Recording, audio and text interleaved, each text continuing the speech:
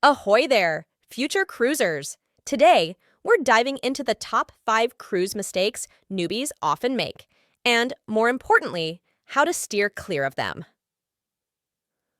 1. First up, planning pitfalls. Many newcomers overlook essential details.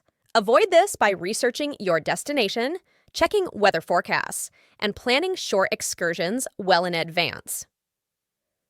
2. Overpacking is a common blunder.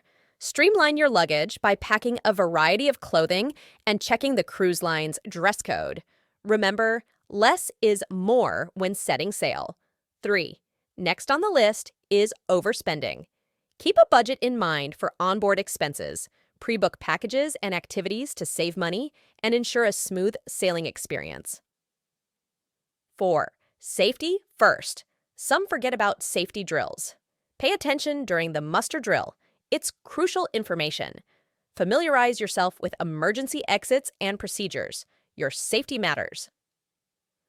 5. Last but not least, overlooking travel insurance. Protect yourself from unforeseen circumstances by investing in comprehensive travel insurance.